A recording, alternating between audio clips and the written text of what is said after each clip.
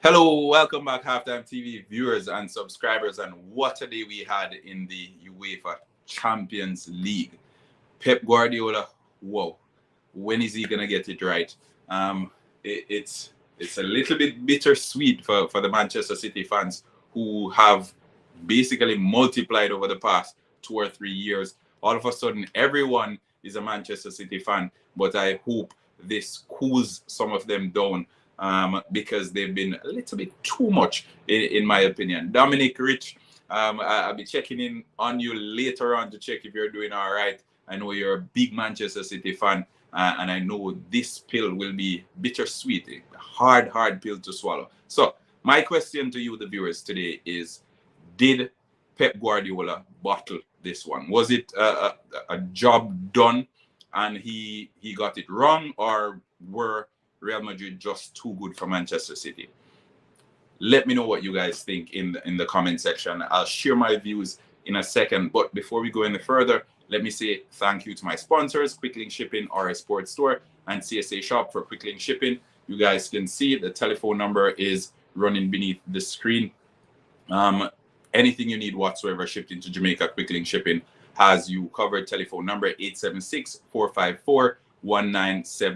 And remember, smash the like button as soon as you join us here. But again, having seen that game, having seen all of Real Madrid's games this season, and especially in the Champions League, I wasn't surprised. And I know a lot of fans on here, not only of Real Madrid, but of football in general, you weren't surprised either. We saw what they did against PSG, saw what they did against Chelsea, my team.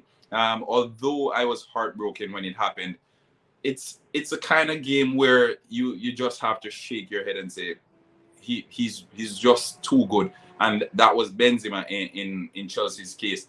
Tonight, I think Rodrigo, he was the game changer. Himself and Camavinga, they turned it up a notch against Manchester City. And Pep Guardiola just didn't have the answers. He didn't have the answers. And we saw he left Barcelona how many years ago? 2012, 2013, he left Barcelona. He went to Bayern Munich, wasn't able to do it at Bayern Munich, came to Manchester City, still wasn't able to do it at Manchester City. And remember, he inherited a Bayern Munich team that were UEFA Champions League champions. Pep Guardiola couldn't replicate the feat. He left, he went to Manchester City. He's been at Manchester City now 5.5 years, folks. 5.5 years. Folks are saying, okay, we need to give him some more time. How much time exactly does Pep Guardiola need? Or is he, in fact, a bald fraud? That has been floating around. Bald fraud, I think it's a stretch. He's been doing so well at the domestic level. He's won everything there is to win in England. But, and this is a huge but, folks, he needs to do it in Europe because that's what he was brought in to do. Manchester City, prior to Pep Guardiola, they won everything in England as well. All the previous managers that were there at Manchester City, Mancini, Pellegrini, they won the EPL. They won the domestic cups. Pep Guardiola came in to win the big one, the big-eared trophies, the UEFA Champions League. He didn't do it. And it's another season that could probably go downhill. It could go bad really, really fast because I've been speaking with some friends and they have been pointing to the fact that this loss that Manchester City suffered this evening could result in them even losing the title. Remember, they're leading Liverpool by a single point. And I know going into the dressing rooms, it's going to be hard. It's going to be extremely difficult to motivate the players and to get them up and running again. This defeat, I think, could basically throw off Manchester City's entire campaign. Who knows? Can Manchester City end the season without even winning a single trophy? It may very well be possible. So Liverpool, they are on track for a quadruple. Manchester City could very well end up finishing the season empty-handed, having been in such good positions throughout. Remember, they got the chance to crucify Real Madrid at the Etihad. They missed their chances. Tonight, I think Phil Foden was absolute garbage. I think Kevin De Bruyne, he was average by his standards. The changes that Pep Guardiola made And we know Pep doesn't generally make a lot of changes in the League Cup game against the FA Cup, Cup game against Manchester City. At one point, the team were trailing. The team were trailing what, 3-0 or 2-0, and Pep Guardiola made one change for the entire game. Having trailed 2-0 or 3-0, I think, at halftime, he made one change for the entire game. Tonight, his changes weren't it, and we may say him bringing on Jack Grealish was an absurd decision, but we have to bear in mind that Manchester City were 2 goals to the good when Pep Guardiola brought on Jack Grealish. He wanted an out ball. Manchester City doesn't have an out-and-out striker, someone who can control the ball and keep the ball upfield. They don't have that. The closest thing they have to that is Jack Grealish. Kick the ball long, he tends to hold on to the ball a little bit more, draw fouls from the opponents. I guess that was the intention of Pep Guardiola tonight. And although I can't blame his tactics, I can't blame his substitution, sorry. I must say that the tactics weren't it. The tactics weren't it. And again, a Real Madrid team that never gives up. And I'll continue to say this. As a Chelsea fan, I know all too much about this Real Madrid team, because a few weeks ago, I was in the situation, and after the game, my friends, they were messaging, they were laughing at me. Oh, you had Real Madrid 2 goals down and you allowed them to come back. All of that fun stuff. You had them three goals to the good. You allowed them to come back. It is what it is. And now, Manchester City, who are by far a better team than Chelsea, they had Real Madrid against the ropes. They had them down. They were out of it, folks. Real Madrid scored in the 90th minute and the 91st minute, right? So 2 goals in the blink of an eye, and they were back in it, and there was nothing Pep Guardiola could do to redeem himself. None of the changes, nothing. He panicked essentially, and when you saw him on the sideline, he was void of ideas. He didn't know what to do. Carlo Ancelotti, on the other hand, was as cool as you like throughout the entirety of the game. At no point did he seem flustered. And I was mentioning to someone I was speaking with after the game that the worst thing Manchester City did in this game was actually scoring. Probably if they hadn't scored, it would have ended 0-0 and they would have progressed, because we've seen throughout the course of this season, especially in the Champions League, Manchester City, whenever they're ahead, they do well. But Real Madrid, whenever they're behind, that's when they basically come to life. Up until them scoring in the 90th minute, Real Madrid hadn't mustered a shot on target.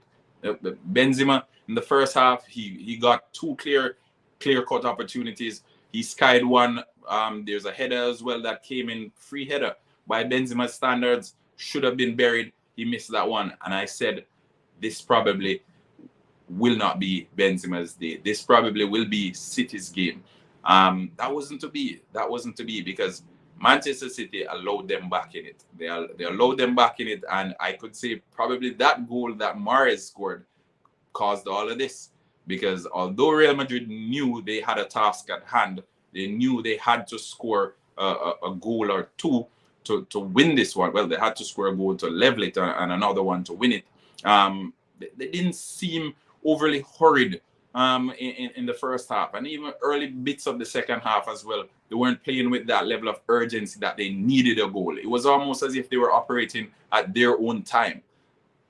They dug deep, and having seen what Manchester City's bench were basically already celebrating. They were already planning to pop the champagne and everything. They were getting themselves together, probably planning where the night out would be tonight in Madrid.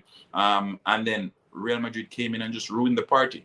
Karim Benzema, slow day by his standards. Again, I think Vinicius, he was the one keeping Manchester City on their toes throughout the majority of the game.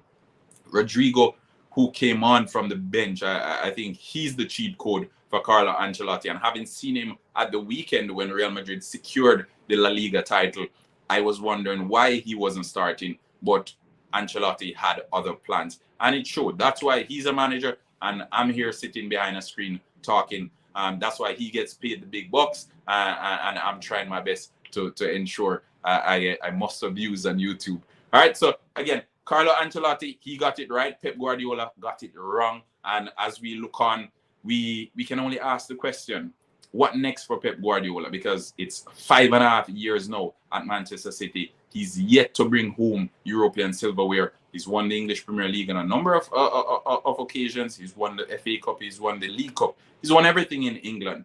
But the one that they really brought him in to secure, he's again falling short of that one. So are we safe to say Pep Guardiola is a fraud?